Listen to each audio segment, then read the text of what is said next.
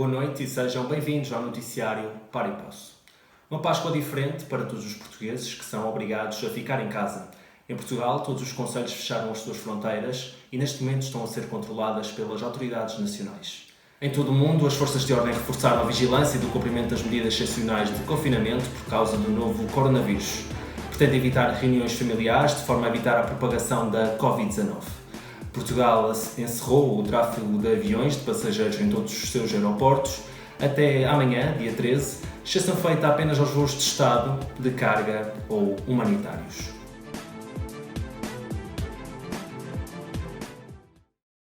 Vamos agora falar dos números da Covid-19. Portugal registra hoje um aumento de 598 casos confirmados, um aumento de 3,7% face ao dia de ontem. O número de mortos também subiu, está neste momento nos 504. Num fim de semana de Páscoa atípico para todos os portugueses, o número de casos confirmados com Covid-19 chega aos 16.585, o que prefaz um aumento de 598 infectados nas últimas 24 horas. O número de mortos subiu, 34 num dia, e no total já são 504 as vítimas mortais. Este domingo aumentou também o número de casos recuperados. São agora 277 os doentes que já recuperaram do novo coronavírus, mais 11 do que em relação a sábado.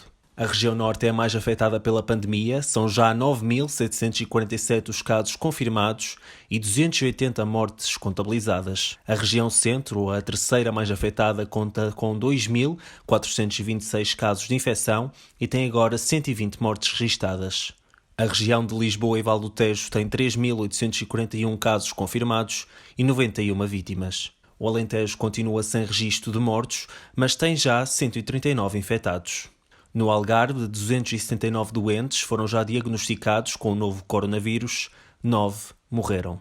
A Ilha da Madeira continua sem registro de óbitos, mas já conta com 59 casos confirmados, enquanto que os Açores têm 94 casos e 4 vítimas mortais.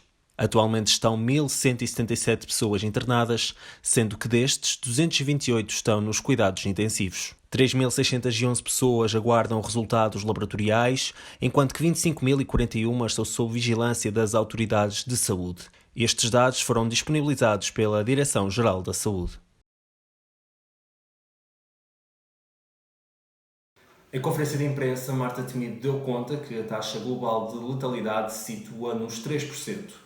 O número sobe para 10,9% quando falamos de pessoas acima dos 70 anos de idade. Estes óbitos traduzem uma taxa de letalidade de 3%, portanto, ligeiramente acima do que aquilo que era a taxa anterior, e uma taxa de letalidade acima dos 70 anos de 10,9%. Queria referir ainda que dos 34 óbitos registados nas últimas horas adicionais ao dia anterior, 25 foram em pessoas de mais de 80 anos. Uma nota primeira para recordar que, como se sabe, no contexto da pandemia, o encaminhamento de utentes e o trabalho clínico têm sido baseados no apoio das tecnologias e sistemas de informação, particularmente no conhecido SNS 24 e, mais recentemente, na aplicação Trace Covid, e por isso sublinho, por exemplo, que os doentes que estão em domicílio, estes que acabámos de referir, estão a ser acompanhados telefonicamente e, neste momento, para se ter uma noção numérica daquilo de que falamos, temos cerca de 70 mil profissionais inscritos no Trace Covid, a fazer gestão clínica com apoio do Trace Covid, e temos em vigilância clínica por equipas de saúde familiar, ou seja, médicos e enfermeiros de cuidados de saúde primários, mais de 36 mil utentes. Quanto à linha de saúde 24, o SNS 24, o seu funcionamento retomou a relativa normalidade. Ontem, por exemplo, recebeu mais de 12 mil chamadas e atendeu mais de 11 mil chamadas, com a generalidade dos utentes a serem atendidos em 28 segundos, em termos de tempo médio de espera até ao atendimento da chamada. A linha de aconselhamento psicológico, que é outra das linhas que nos últimos tempos foi criada, recebeu ontem 236 chamadas. António Costa garante que o 11º e 12º ano são prioritários para voltar às escolas, dado que ainda tem exames no final deste ano letivo. O 9º ano já não terá exames finais, enquanto que o pré-escolar não tem uma ordem definida de regresso. Os alunos, as suas famílias, os professores, os portugueses em geral, têm o direito a ver definido como decorrerá este último período, como se processará a avaliação e qual o calendário de conclusão do corrente ano letivo. Assim, este terceiro período iniciar-se-á como previsto no próximo dia 14, mas sem atividades letivas presenciais.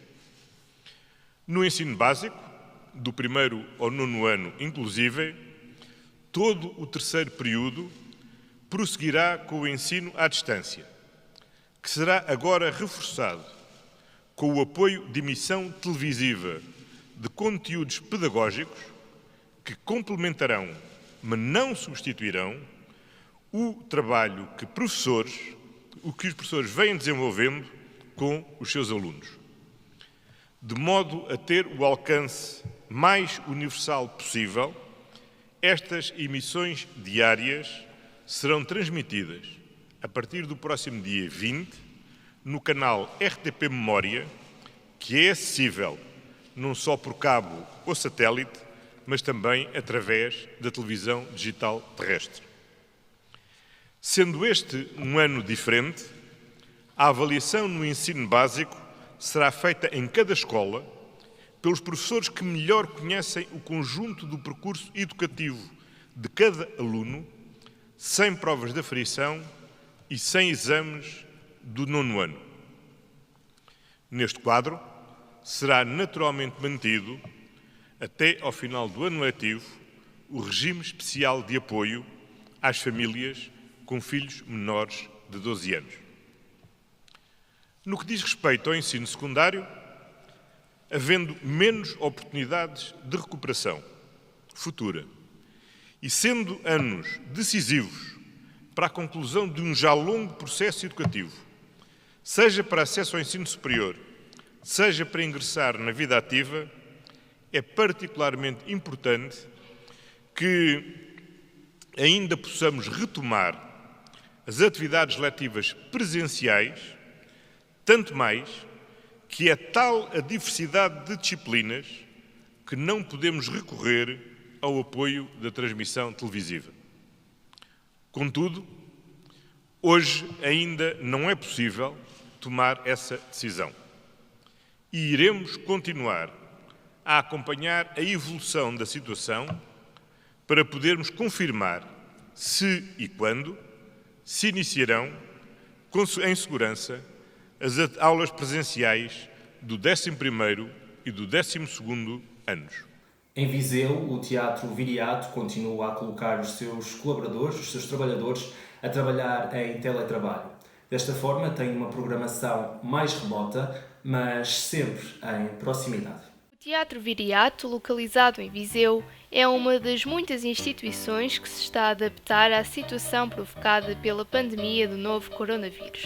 Em tempos de crise e incerteza, a instituição cultural perdeu receitas de bilheteira e trata da programação em teletrabalho.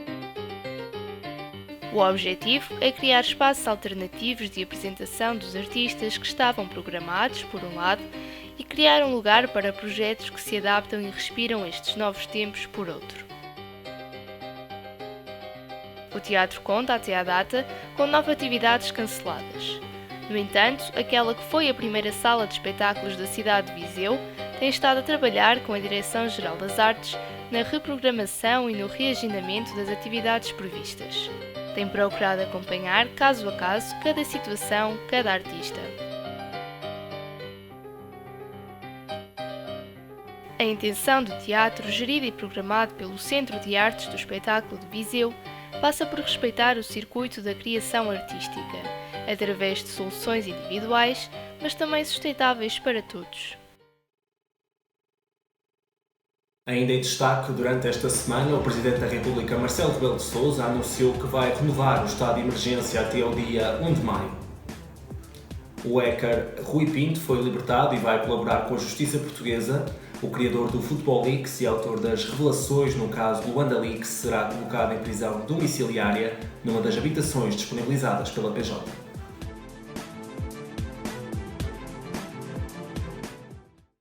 Para conter o avanço do novo coronavírus, os países da Ásia estão a optar por soluções inovadoras, no entanto bastante intrusivas. A nova medida, colocada em prática na Coreia do Sul, pretende que os seus habitantes tenham acesso a uma pulseira eletrónica para que desta forma não violem o confinamento obrigatório. A decisão foi tomada pelo governo depois de um intenso debate. O número de casos de pessoas que não cumpriram a autoquarentena nas últimas semanas levantou preocupações, afirmou o primeiro-ministro coreano em declarações à agência Yonhap. As pulseiras eletrónicas serão colocadas nos cidadãos que tenham violado a quarentena obrigatória. Conectadas com o telemóvel, estas alertam as autoridades sempre que a pessoa tente retirá-la ou abandona o seu espaço de isolamento. Quem viola a quarentena na Coreia do Sul pode também incorrer num crime de até 1 ano de prisão e multa até 10 milhões de wons, ou seja, 7.540 euros. Em uma pesquisa recente, com 1.000 adultos conduzida na Coreia pelo Ministério da Cultura, Desporto e Turismo, cerca de 80% dos entrevistados apoiaram a ideia de usar pulseiras eletrónicas para rastrear as pessoas sob quarentena. No entanto, alguns salientaram que essa medida pode estar sujeita a uma potencial violação dos direitos humanos. A Coreia do Sul não fechou fronteiras nem limitou os movimentos dos cidadãos desde que detectou a presença do vírus no final de janeiro, mas impôs uma quarentena obrigatória de 14 dias a todos os que tenham tido contacto direto com casos confirmados e a todos os que entram no país. Atualmente, há mais de 50.000 pessoas em quarentena obrigatória na Coreia e pelo menos 160 terão violado o isolamento, segundo dados do governo. O novo coronavírus já provocou mais de 100.000 mortes em todo o mundo. No entanto, o governo de Nicarágua continua a desprezar o risco de contágio pela Covid-19 e continua a incentivar a sua população a viver a sua vida na normalidade, sem qualquer tipo de restrição. Enquanto grande parte do globo encerra estabelecimentos comerciais, cancela grandes eventos e aconselha a população a evitar sair às ruas, na Nicarágua o cenário é outro. O presidente Daniel Ortega não faz uma aparição pública há mais de 30 dias e não se pronunciou ainda acerca da pandemia. No entanto, o governo tem dito à população que se mantenha tranquila e viva como em qualquer outra altura. Os festejos da Páscoa são o mais recente exemplo da despreocupação com as indicações da Organização Mundial de Saúde. Nos últimos dias, centenas de pessoas têm-se reunido para cumprir as tradições da Semana Santa. Apesar de a Igreja Católica na Nicarágua ter pedido aos cidadãos que ficassem em casa e ter optado por transmitir as missas pelas redes sociais após o primeiro caso confirmado no país, as festividades da época não sofreram alterações. As escolas permanecem abertas e existe o risco de expulsão para quem faltar, quer sejam alunos, quer sejam professores. Continua a haver concertos, exposições e campeonatos desportivos. Inclusivamente, a Nicarágua é um dos 5 países do mundo cujo campeonato de futebol se mantém de pé. Os jogos serão disputados contra a vontade de alguns jogadores e treinadores, mas com as bancadas vazias.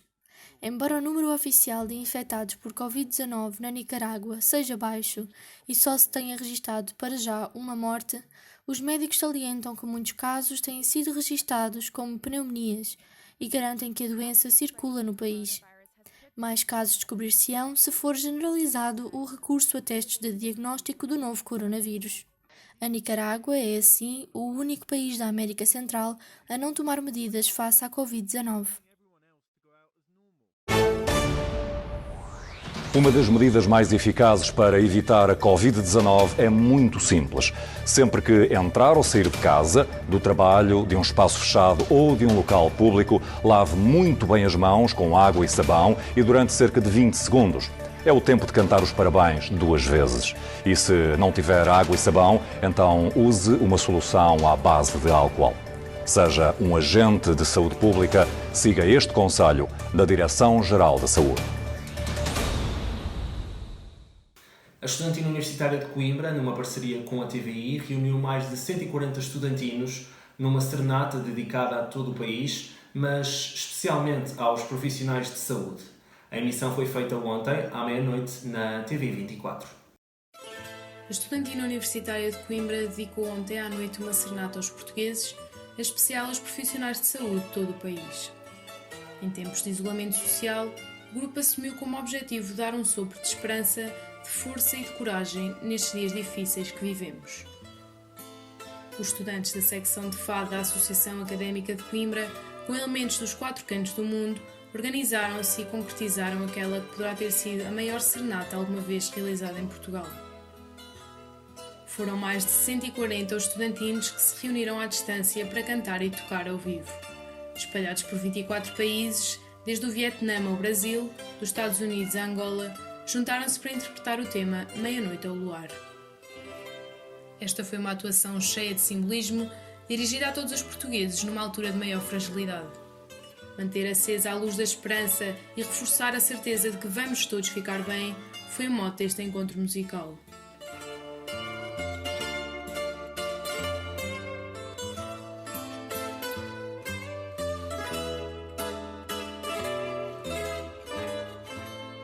E terminamos este noticiário com essas mesmas imagens, com a Estudantina Universitária de Coimbra, em parceria com a TVI, que organizaram então a maior serenata de sempre.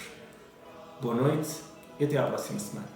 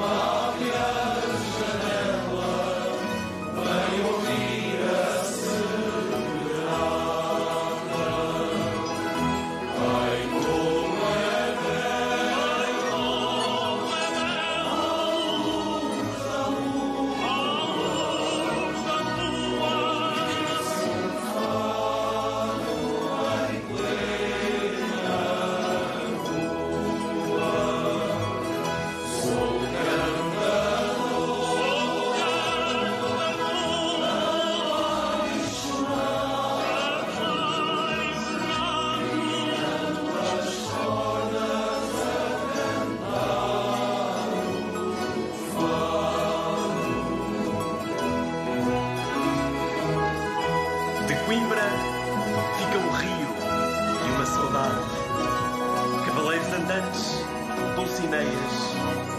De Coimbra fica a breve eternidade do Mondego a correr em nossas veias. De Coimbra fica o sonho e fica a graça, a meter de revolta cá passou. De Coimbra fica o tempo que não passa, neste passar